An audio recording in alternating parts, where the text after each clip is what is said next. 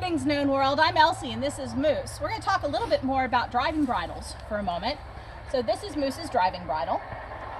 It goes on him the same way that his ridden bridles do, even though it's got a few extra pieces. It goes on even better if I remember to unfasten the curb strap.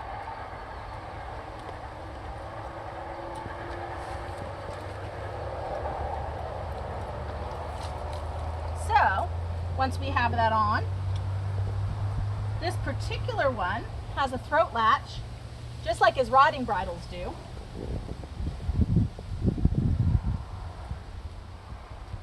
It has a nose band, again, just like most of his riding bridles do. It also has this little strap right here called a gullet strap. That's untwisted. Not all driving bridles have that. There's some advantages to having that. It actually helps the bridle stay on a little bit more. Particularly if you have a horse with small ears, which isn't his problem. It's very, very important that a driving bridle stay on a hitched horse, because if they lose the bridle, then you lose all control of the horse. And because there's a lot of extra structure built into this top portion, these bridles are a little more slippy than riding bridles are. And you can see, if I move my arm, you can see where that gullet strap starts to engage, and that bridle's going to stay on him. So his curb chain, again, very similar to the double bridle. And if we look at how this fits him, what we want, these are called the blinkers, sometimes blinkers or winkers.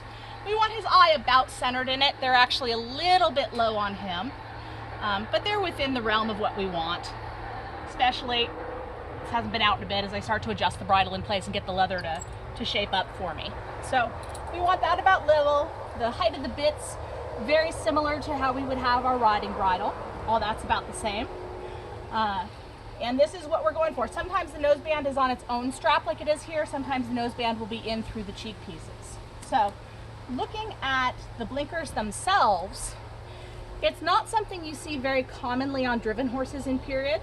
We've got 2 or 3 examples in the later portions of the SCA's time period, usually 15th, 16th century. Occasionally you'll see some examples on the Egyptians of very, very small adaptations on the bridles that could be like blinkers. The purpose of blinkers is to protect his eye. Good boy.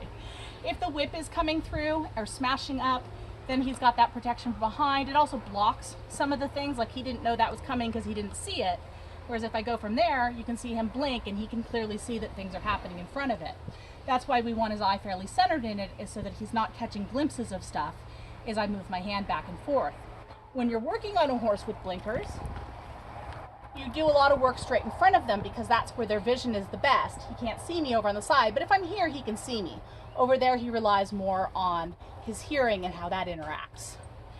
We do also have some written examples in period of blinkers being used on bullfighting horses, with the expressed example of keeping the horse focused on the bull as he's coming in.